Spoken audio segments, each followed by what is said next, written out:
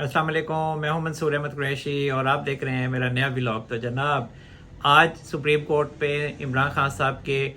जो तोशाखाना केस है उसकी बड़ी अहम समाअत हुई और as usual chief justice उमरता Bandial साहब ने इमरान खान साहब को रिलीफ देने की कोशिश की। और इस हवाले से मेरा हमेशा से माइंड क्लियर रहा है कि चीफ जस्टिस उमरता बंदयाल साहब हमेशा उस वक्त में इमरान खान साहब को रेस्क्यू करने आएंगे और रेस्क्यू करेंगे जब जब इमरान खान साहब को बंदयाल साहब की ज़रूरत होगी। और आज भी ऐसा ही हुआ है। और मैंने ये आपको बताया था कि एक पॉइंट ऐसा है जिस पे इमरान खान साहब को बंदयाल साहब रिलीफ दे सकते हैं, और वो ये पॉइंट था कि जो इस्लामाबाद हाई कोर्ट के चीफ जस्टिस आमिर फारूक साहब ने जो एक दरख्वास्त पर फैसला महफूज किया था और वो सुनाया नहीं था, और वो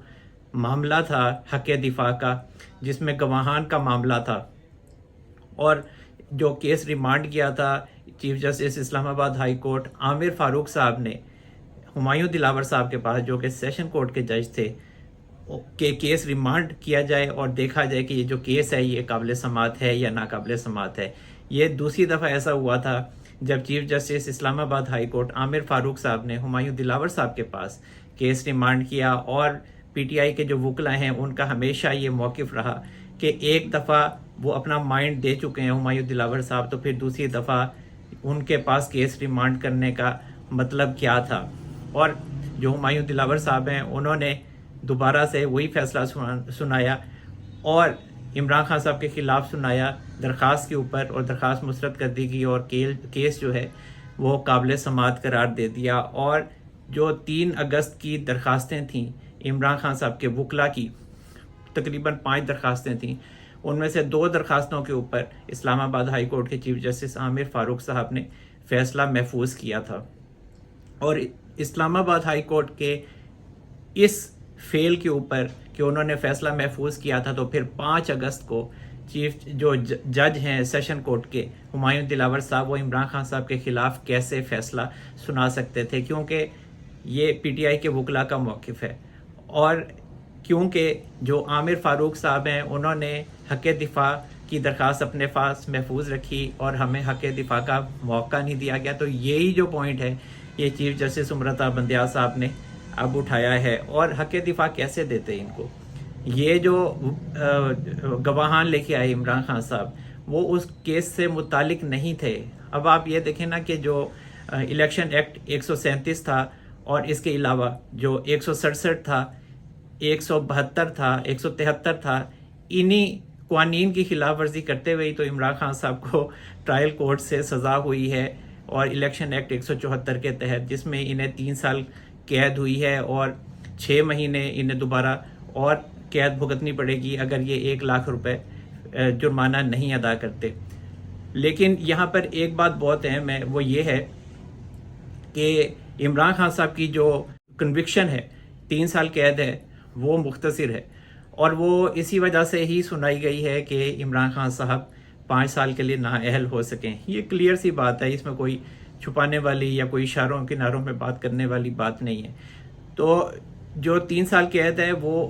ख़त्म हो ही जानी थी, वो मुअत्तल हो ही जानी थी, लेकिन सुप्रीम कोर्ट का ही फैसला है और इजाज़ुल हसन साहब ने ही ये फैसला दिया है, मियां नवाज शरीफ साहब के खिलाफ दिया था और इमरान खान साहब की फरमाइश पर ही दिया था। फरमाइशी प्रोग्राम चलते थे जब जब मियां नवाज शरीफ साहब को नाअहल किया गया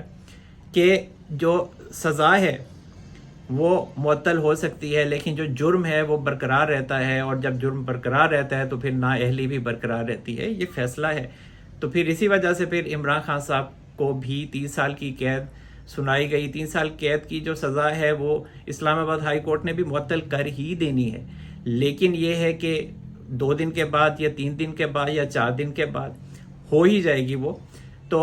ऐसी कोई ये अनहोनी बात नहीं है कि इस्लामाबाद हाई कोर्ट के चीफ जस्टिस आमिर फारूक साहब इनकी जो सज़ा है वो बरकरार रखेंगे। ये मुख्तसर सज़ा है, और इस्लामाबाद हाई कोर्ट के चीफ जस्टिस आमिर फारूक साहब इस हवाले से अपनी ऑब्जर्वेशन भी दे चुके हैं कि इमरान खान साहब की जो सज़ा है 3 साल की वो मुख्तसर है। जो कल समाअत हुई थी उनकी, उन्होंने इमरान खान साहब के वकला को भी ये बात की थी, लतीफ़ खोसा साहब को, और जो इलेक्शन कमीशन के वकील थे अमजद परवेज साहब, उनको भी यही बात की थी उन्होंने कि यार आप तैयारी करें کیونکہ وہ 2 ہفتے کی دوبارہ سے وقت مانگ رہے تھے کہ مجھے بتایا نہیں گیا امجد پرویز صاحب نے یہ بات کی. تو عامر فاروق صاحب کا اس وقت بھی یہی کہنا تھا کہ آپ تیاری کریں اور اس کے بعد آپ کو 1 دن کا 2 دن کا وقت دیا جاتا ہے, مطلب کل دوبارہ سے سماعت ہوگی 24 اگست کو. لیکن جو آج سماعت ہوئی ہے سپریم کورٹ میں, وہاں پر چیف جسٹس امرتا بندیا صاحب کے اہم ریمارکس سامنے آئے ہیں اور انہوں نے تقریباً آبزرویشن ہی دی ہے کہ جو سیشن کورٹ کا فیصلہ ہے وہ درست نہیں ہے, اور اگر سیشن کورٹ کا جو حکم ہے وہ درست نہ ہو تو سپریم کورٹ مداخلت کر سکتی ہے. اور انہوں نے یہی بات کی ہے کہ آپ کو حق دفاع کا موقع کیوں نہیں دیا گیا, آپ کو حق دفاع کا موقع ملنا چاہیے تھا, جس پہ الیکشن کمیشن کے جو وکیل ہیں امجد پرویز صاحب, ان کا یہ کہنا تھا کہ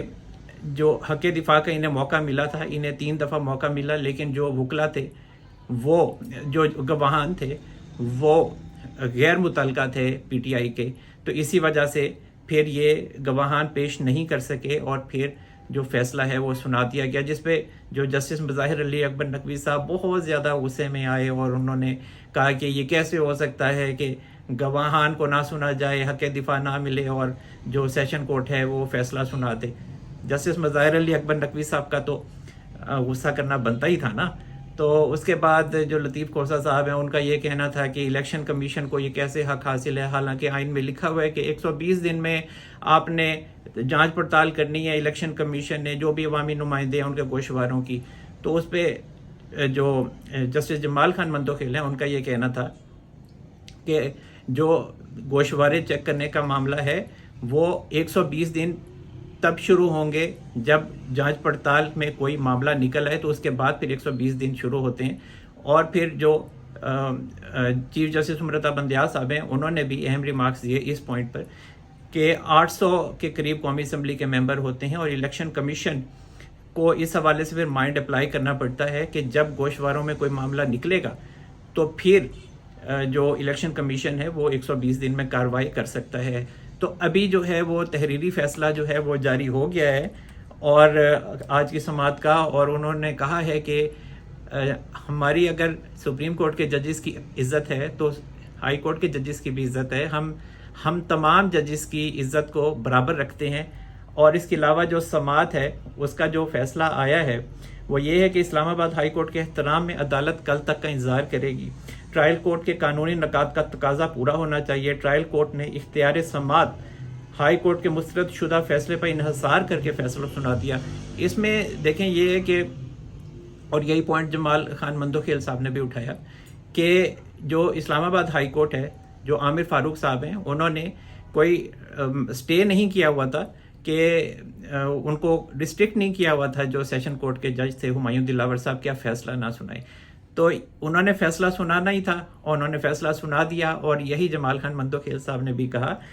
اور ٹرائل کورٹ نے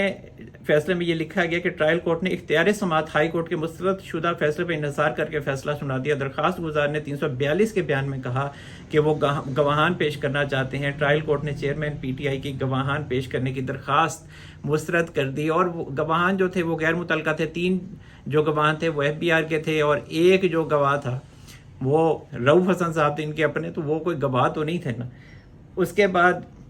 جو فیصلے میں مزید لکھا ہے کہ ٹرائل کورٹ نے درخواست اس بنیاد پر مسترد کی کہ گواہان متعلقہ نہیں. 5 اگست کو 2 یا 3 بار کیس کال کر کے ایکس پارٹی فیصلہ سنا دیا گیا. یہ قانون کا سنجیدہ نقطہ ہے. سپریم کورٹ کو بتایا گیا کہ اپیل ہائی کورٹ میں زیر التوا ہے اور اس پر سماعت ہونا ہے. اپیل کے ساتھ سزا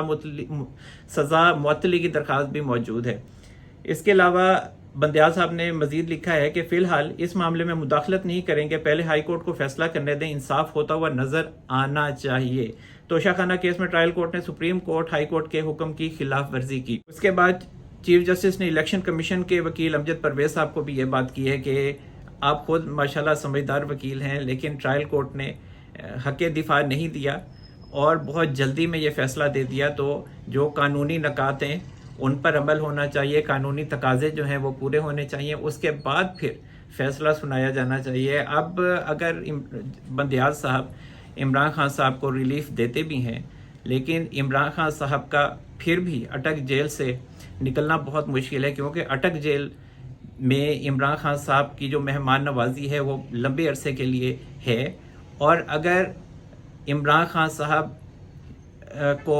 اس کیس میں ریلیف مل بھی جاتا ہے توشہ خانہ کیس میں، تو اور کیسز میں عمران خان صاحب کے خلاف گھیرا جو ہے وہ تنگ ہو جائے گا، اور ان کی اور کیسز میں جو ضمانتیں ہیں وہ ویسی مسترد ہو رہی ہیں تو وہ اور کسی کیس میں گرفتار ہو جائیں گے. اور بندیاز صاحب کون کون سے کیس میں عمران خان صاحب کو سزا سے بچائیں گے. اس کے علاوہ عمران خان صاحب نے ایک اور درخواست بھی دائر کی ہے سپریم کورٹ میں، اور کہا ہے کہ ان کے تمام جو کیسز ہیں وہ اسلام آباد ہائی کورٹ سے نکال کر پشاور ہائی کورٹ یا لاہور ہائی کورٹ منتقل کر دیے جائیں. وہاں پر آپ کو پتہ ہی ہے نا سہولت کاری. اور ابھی جو چیف جسٹس آئے ہیں پشاور ہائی کورٹ کے، وہ بھی مجھے لگتا ہے کہ پی ٹی آئی کے زیادہ شاید محبت ہوگی، انہیں محسوس ہوا ایک فیصلہ انہوں نے دیا تو لگا تھا ایسا کہ وہ پی ٹی آئی کے حق میں انہوں نے دیے ہیں فیصلے. بہرحال تو جو لاہور ہائی کورٹ ہے وہاں پر امیر بھٹی صاحب ہیں، اور امیر بھٹی صاحب جو ہیں وہ ان کے تو جو داماد صاحب ہیں وہ ویسے ہی جو ملٹری کورٹ میں ان کے خلاف ٹرائل ہونے والا ہے، جو فیصلہ آباد میں آئی ایس آئی کے ہیڈ آفس پہ انہوں نے اٹیک کیا تھا 9 مئی کو. اس کے علاوہ ایک اور اہم آبزرویشن دی ہے چیف جسٹس امرتا بندیاز صاحب نے، وہ بھی عمران خان صاحب کی درخواست ہے، اس پہ بھی پھڈا پڑا ہوا ہے 184 سب آرٹیکل 3 کا، کہ عمران خان صاحب نے ہی سپریم کورٹ میں درخواست دائر کی ہوئی ہے نیب قوانین میں ترمیم کے حوالے سے. تو منصور علی شاہ صاحب اس بینچ کا حصہ ہیں، اور وہ پہلے ہی کہہ چکے ہیں کہ پہلے پریکٹس اینڈ پروسیجر بل کے اوپر فیصلہ کریں، اس کے بعد پھر اس کیس کو سنیں. تو وہاں پر بھی چیف جسٹس امرتا بندیاز صاحب کو امبیرسمنٹ کا سامنا کرنا پڑا تھا. تو وہاں پر جو آبزرویشن چیف جسٹس امرتا بندیاز صاحب نے دی ہے، وہ نون لیگ کے جو رہنما ہیں میاں جاوید لطیف، انہوں نے نیب کے خلاف اپیل کی تھی. تو اس پہ ان کا کہنا ہے کہ نیب ترامیم کا یہ جو معاملہ ہے، اس کے مطابق انکوائری کے مرحلے پر کسی کو گرفتار کرنا مناسب نہیں ہے، اور یہ ڈریکونین لا ہے. اور اب آگے دیکھتے ہیں، اب ان کو یہ ڈریکونین لا نظر آ رہا ہے. جب میاں نواز شریف کے خلاف یہ سارے فیصلے ہوئے، نیب نے ان کو رگڑا، تو تب تو سب ٹھیک تھا، لیکن اب جب عمران خان صاحب کا معاملہ آیا ہے تو اب جو ہے معاملہ جو ہے وہ گڑبڑ ہے، ڈریکونین لا ہے. لیکن ایک چیز کلیئر ہے کہ جو نظر آ رہا ہے کہ جو عمران خان صاحب ہیں ان کا فی الحال بچنا بہت زیادہ مشکل ہے کیسز سے، کیونکہ ابھی سائفر کا کیس کھلا ہوا ہے، اور ایف آئی اے نے انسداد دہشت گردی ونگ نے عمران خان صاحب کے خلاف، شاہ محمود قریشی صاحب کے خلاف درخواست جو ایف آئی آر ہے وہ کاٹی ہے. تو اور ابھی 9 مئی کے واقعات ہیں، وہاں عمران خان صاحب کو گرفتار کر لیا جائے گا، کہیں نہ کسی کیس میں گرفتاری آ جائے گی. چاہے بندیاز صاحب جو ہیں وہ عمران خان صاحب کو توشہ خانہ کیس سے فارغ بھی کروا لیں، لیکن یہ ہے کہ جو سزا ہے نا 3 سال کی، وہ ختم ہونی ہی تھی. اسلام آباد ہائی کورٹ کے چیف جسٹس عامر فاروق صاحب نے بھی اس کو ختم کرنا ہی تھا، لیکن چونکہ عمران خان صاحب کو رگڑا دینا مقصود ہے، تو پھر جتنا دن کھینچ سکیں صرف توشہ خانہ کیس میں ہی تو اتنا ہی کھینچ لیا جائے. باقی ابھی عمران خان صاحب کی توشہ خانہ کیس میں رہائی ہو بھی جائے تو دوسرے کیسز میں رہائی اٹک جیل سے ہونا ناممکن نظر آتی ہے. تو جناب اب تک کے لیے اتنا ہی. اللہ تعالی ہم سب پر اپنا رحم و کرم فرمائے. منصور احمد قریشی کو اجازت دیجیے. اپنا بہت سارا خیال رکھیے گا. اللہ حافظ.